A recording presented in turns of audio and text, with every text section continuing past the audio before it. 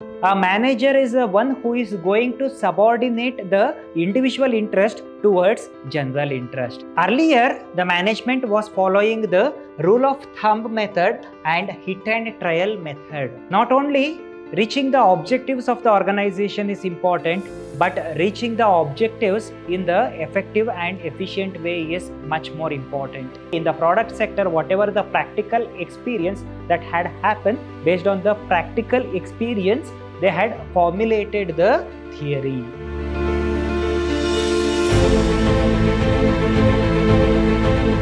Hello everybody, a warm welcome to one and all. I am Mr. Hemant Kumar from the Department of Commerce and Management, Vidhyaashram First Grade College, MYSURU, the Temple of Excellence. We are going to discuss about the subject Principles and Practice of Management for first semester BBA students of Unit 1, Session 3, that is the planning and decision making. This is the agenda of today's session. We are going with the concept of evolution of management theories.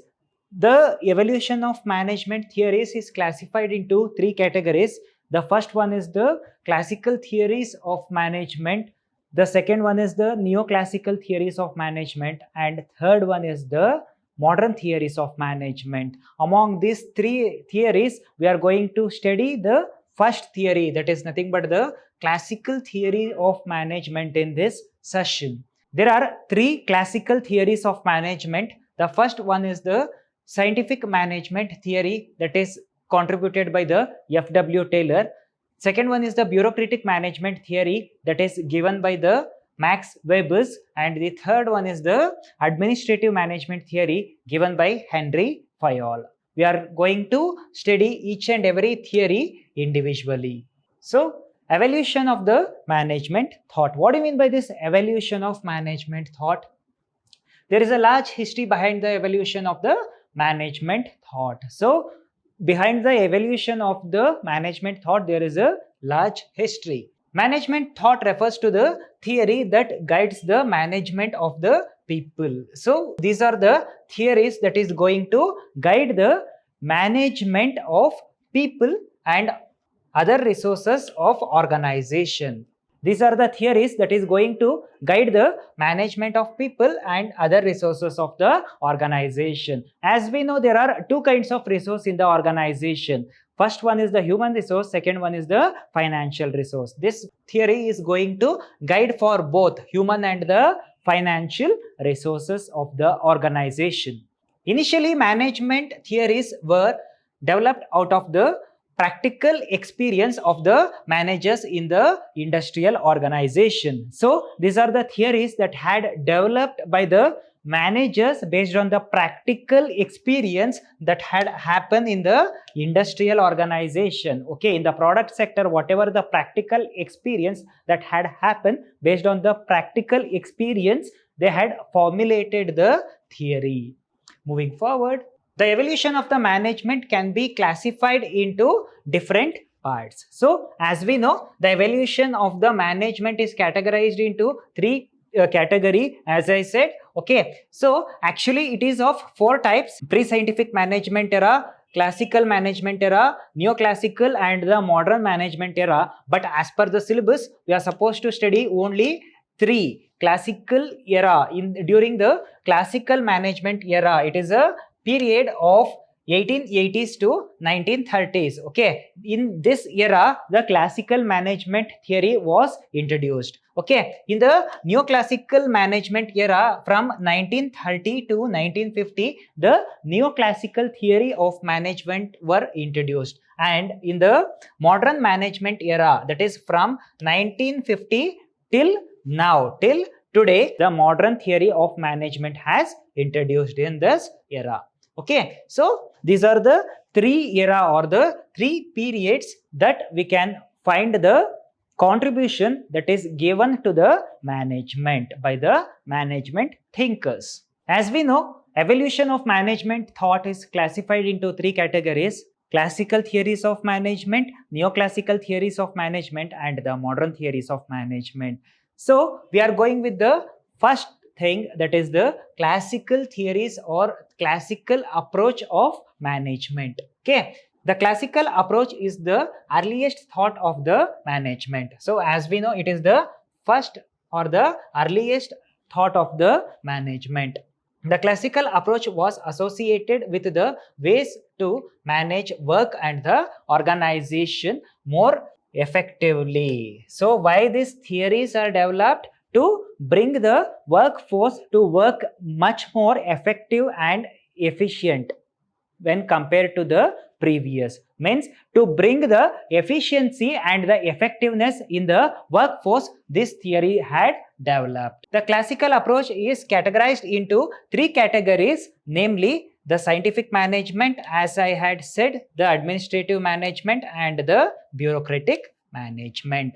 So the scientific management was given by F.W. Taylor, the administrative management was given by Henry Fayol, and the bureaucratic management was given by Max Weber.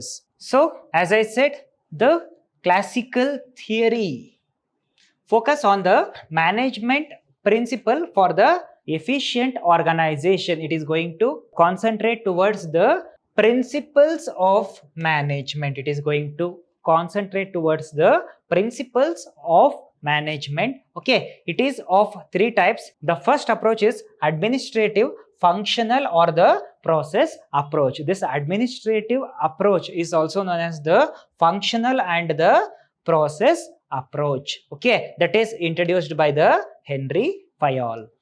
Next one is the scientific management approach, that is given by F.W. Taylor. The last one is the bureaucratic approach, that is given by the Max Weber.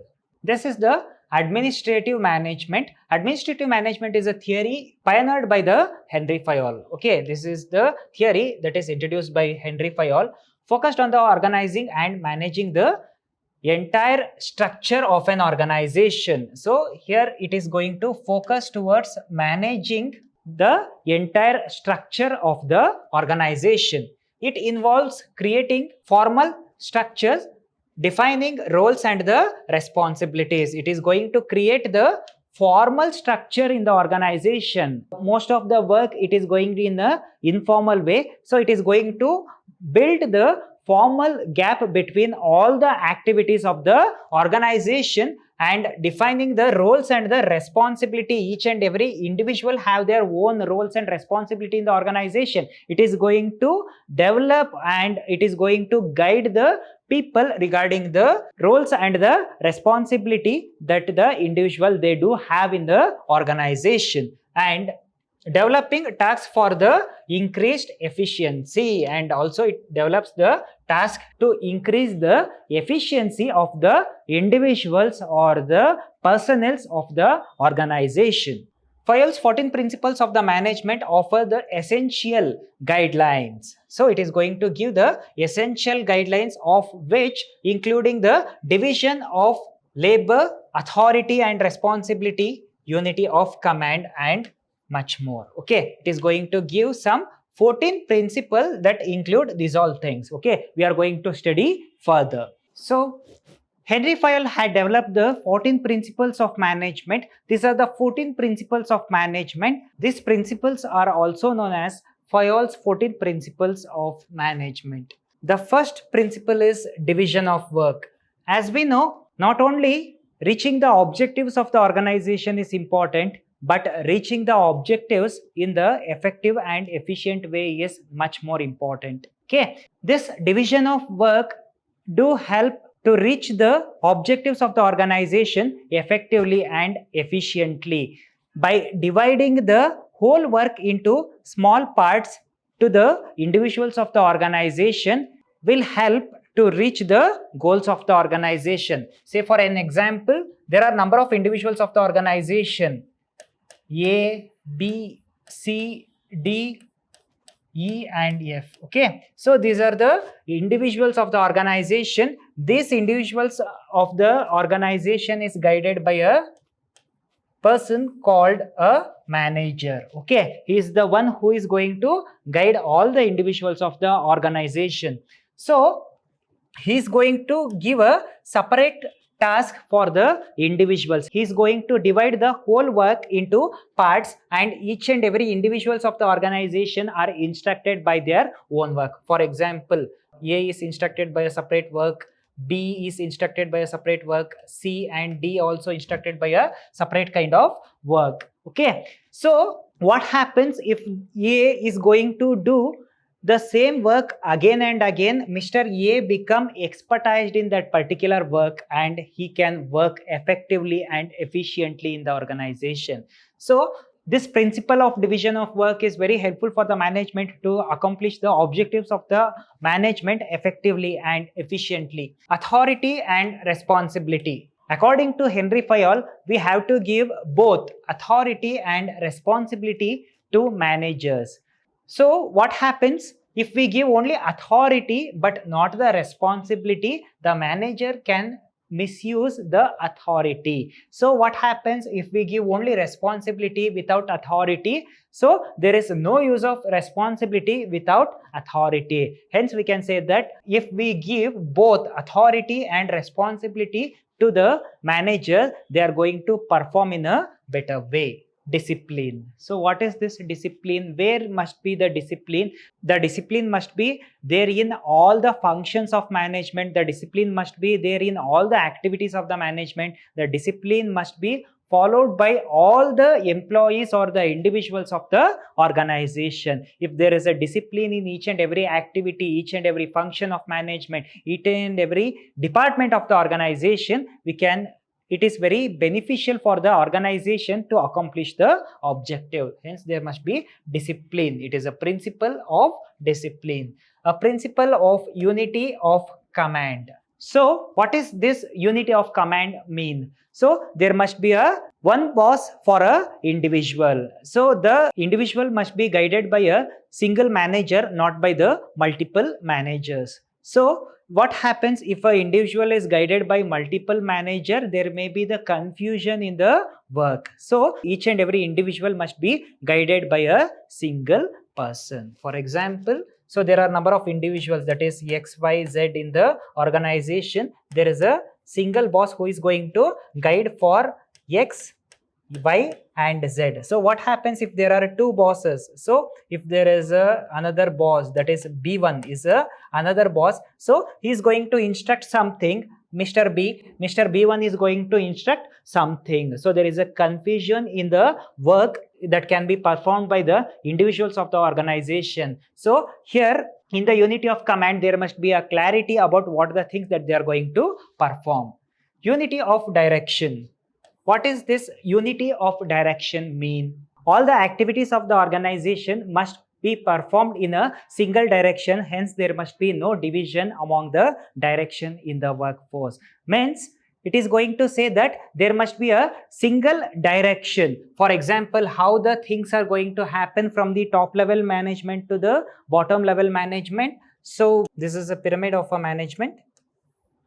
So, this is a top level management, middle level management and the executive level management. Okay, so how the work come from? It is going through the one direction, that is from whatever the instruction that is going to come to the middle level management, that is from the top management, that is passed to the middle level management, it reach the executive level management. This is a single direction of the flow of the contents, flow of the information, flow of the instruction, flow of the work from the top end to the bottom of the management. So there must be a single direction. There must be a unity of direction. Okay. Subordination of individual interest to the general interest. What is this subordination of individual interest to general interest?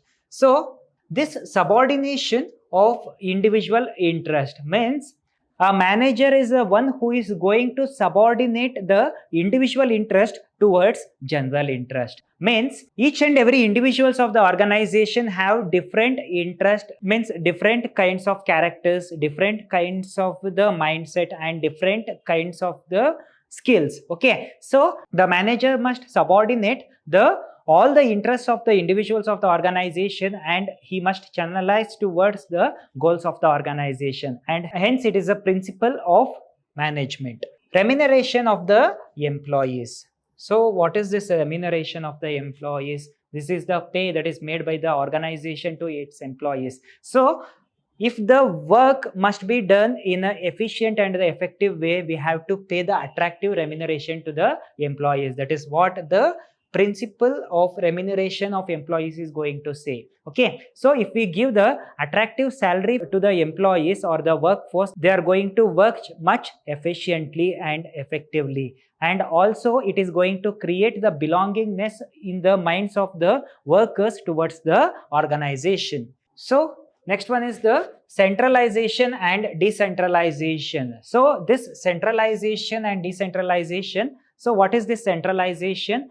All the management, all the complete organization is completely controlled by the top level management. That is nothing but the centralization. All the decisions, all the functions, all the activities are controlled by a single management. That is nothing but the centralization, that is administrative or the top level management. What is this decentralization? This decentralization is nothing but disclosing or giving the authority and the responsibility, or disclosing the authority and the responsibility to the individuals of the organization. In the centralization, okay, so whatever the instruction that is given by the top management must followed by all the individuals of the organization. When it comes in terms of the decentralization, the management does not give any instruction to the individuals of the organization. Whatever the work that you are going to perform must benefit the success of the organization. That is the instruction that is given by the management to the individuals of the organization, and they are going to work for the success of the organization. This is the difference between the centralization and decentralization of the management. So this centralization and decentralization is going to tell that the management must follow either centralization or decentralization. The management must follow either centralization or decentralization. Management must not follow both centralization and decentralization. Either the responsibility or the complete control should be given for the single person, or it must be controlled by all the responsibility must be disclosed to the individuals. Okay, we have to follow one, either centralization or decentralization. Scalar chain. What is this scalar chain? So as we know, the management, okay, so there is a Mr. A in the management. He used to manage two teams. So in a team 1 there is B, C, D, E and F. Okay, these are the individuals we can find in team 1. In team 2, G, H, I, J, K. Okay, these are the members who can find in team 2. Okay, so if Mr. A, he is a manager or the superior of the organization, he must give instruction to its subordinate, means it must come in order, means he have to reach Mr. B, C, D, E and F. This is the way how it is going to happen. So if we want to instruct something, if we want to give some orders, or if we want to give some suggestions, or he want to communicate something, the communication will happen in this way. So that is known as the scalar chain. It is in a scalar way. So if Mr. F want to communicate something with Mr. K, so he can contact Mr. K. Okay, so he can also contact Mr. K. We call this process as the gangplank. Okay, we call this kind of a process called gangplank. For example, Mr. H want to communicate with Mr. He can communicate with Mr. E also. So it is very hard for Mr. H to go to A and come towards E. Okay, so he can directly communicate with Mr. E. For this process we call it as gangplank. Next one, the principle of order. What is this principle of order mean? So this principle of order is nothing but each and every activity of the organization must happen in a order. All the functions of the management must happen in a order. all the activities of the organization must happen in a order. For example, so there is a order of functions of management: planning, organizing, directing, staffing, controlling. Okay, so after planning we have to go only with organizing, we cannot go directly to directing. Okay, so we have to be in a order. There must be order in all the aspects of the organization, all the functions of organization, and also all the functions of organization. Equity. What does this equity mean? So it is nothing but there must be equal rules for all the individuals of the organization. There must be no discrimination in the organization. Okay, all the employees must treated equally under the management. Stability of personnel. So what is this stability of personnel mean? So this stability of personnel means the individuals of the organization, they must be stable enough to work in the organization. How they must be stable means we are going to give the proper remuneration, we are going to give the proper bonus, proper incentive for the work done by the individuals. We are going to give the performance appraisal for the individuals of the organization based on their performance. It is a kind of motivation to the employees of the organization. If we motivate the employee, the belongingness in the minds of the employee will be created towards the organization, and they are going to work much effectively and efficiently. Okay, so but the individual must be in a stable situation to perform in a good way. Okay, so that is nothing but the stability of personnel. The personnel are nothing but the individuals of the organization. They must be stable enough, so both mentally, physically and financially, to work in the organization. Initiative. What is this initiative? So this initiative is the initiation or the responsibility that must be taken by the individuals of the organization. Okay, so if there is a volunteer, if a manager asks to perform the work voluntarily, means each and every individuals of the organization, they must initiate to take the responsibility to build the leadership quality in the workforce. The last concept is Esprit de Corps. This Esprit de Corps is a German word. So it is nothing but there must be a cooperation and teamwork in the organization with the individuals of the organization in each and every departments of the organization. So as we know, all the departments of the organization are like a backbone of the organization. Okay, so all the activities totally depends upon the various departments that is available in the organization. Hence, in each and every departments of the organization, there must be cooperation and proper teamwork to accomplish the objectives of the organization. So that is nothing but Esprit de Corps. The next approach is scientific management approach.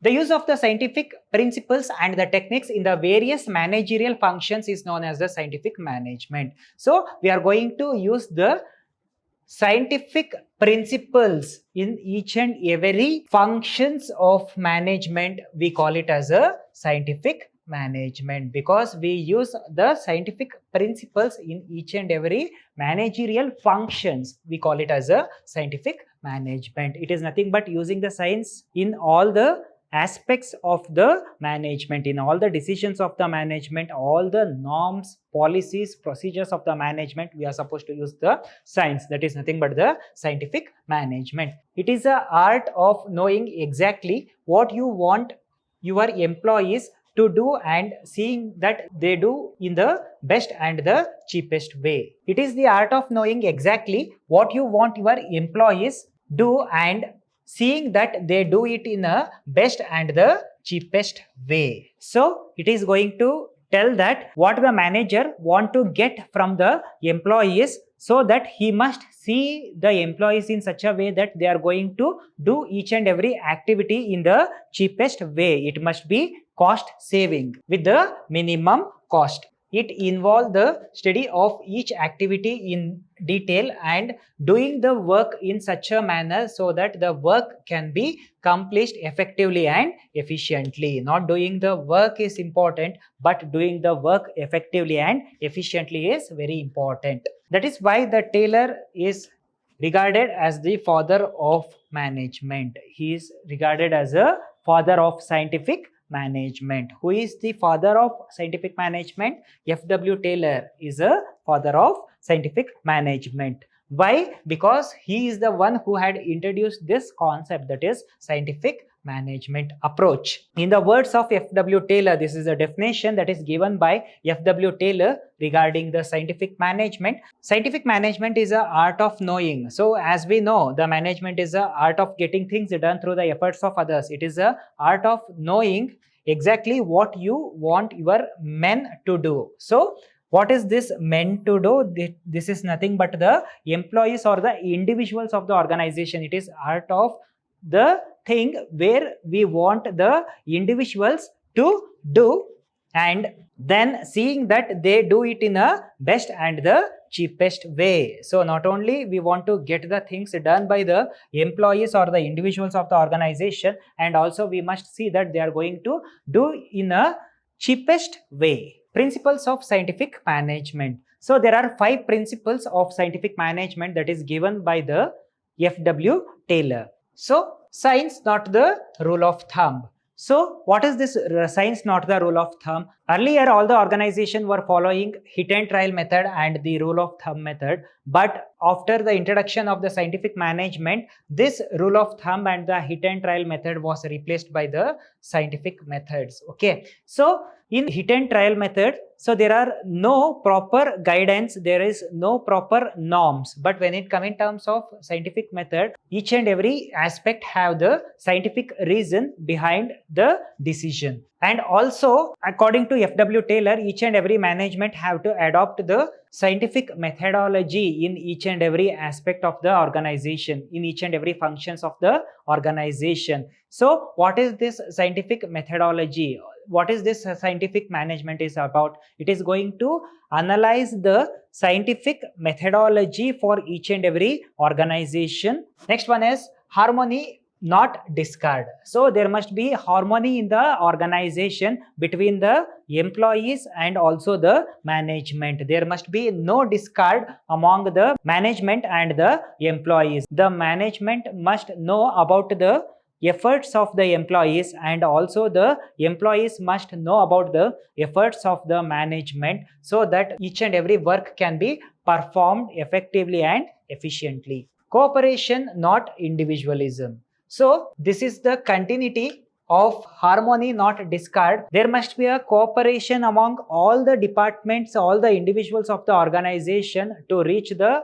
goals of the organization, not the individualism. So there must be no individualism in the organization. All are equal, all are working together for the success of the organization. If the organization gets success, the employees will be paid the attractive or the highest remuneration. It is win and win situation. If we work hard, the organization is going to pay the employees. So it is going to work. Development of the workers in the greatest efficiency. So it is a way, it is a scientific methodology to select the individuals of the organization. They are going to use the scientific methodology to recruit the employees and also to train the employees in a systematized way for the development of the greatest efficiency of the individuals of the organization. As we know, the trained employee can work more efficiently than the untrained employee. Okay, they are going to give the relevant training and the development program. Division of responsibility. So as we know, so there must be division of responsibility in the workforce. That is what the scientific management is going to say. So there must be the division of responsibility. A single responsibility can be divided in parts. If we give them the authority, if we give them the responsibility, definitely they are going to perform in a better way. Hence, we can say that it is one of the principle of scientific management. Bureaucratic approach. Max Weber's contributed to the organization theory. So this bureaucratic approach was introduced by Max Weber by providing the bureaucracy ideal form of organization. This bureaucratic approach is going to say that bureaucracy is the ideal form of organization. His model is characterized by the following features. So These are the features of the bureaucratic approach. The first one is proper division of work. So as we had studied in the administrative theory of management, the division of work, it is a proper division of work. As we know, the single work can be divided into small work. Each and every individual will be instructed by a separate kind of work. He get expertised in that particular work and he is going to work in next extent so that we can achieve the goals of the organization. So in the division of work, we are going to allot the work as per the efficiency, as per the qualification, as per the knowledge of the individuals of the organization. As the staffing says, we are going to give the right job for the right person. So it is nothing but giving the right job, right work for the right individual of the organization. Clear hierarchy of authority. There must be a clarity in the hierarchy of authority. Who is authorized for what kind of work, which department is responsible for what kind of work, what are the duties that is assigned to the individuals of the organization. There must be a hierarchy of authority from top level to the end level. System of rules. Each and every organization must follow the rules of the organization strictly. The success can happen only if the employees of the organization follow all the rules strictly. Impersonal relations between the employees. So it is going to say that there must be no personal relation among the employees of the organization. All the employees come to organization just to work and earn the salary. There must be no personal relationship among the workforce, among the workers of the organization, among the individuals of the organization. Promotion based on the competency, based on the performance of the individuals of the organization, they are going to give the performance appraisal. Hence, they are going to promotion based on the competency means they are going to give the promotion based on the contribution that is made by the individuals of the organization. They are going to promote the individuals of the organization. In the next session, we are going with the concept of neoclassical theories of management and also the modern theories of management. Thank you.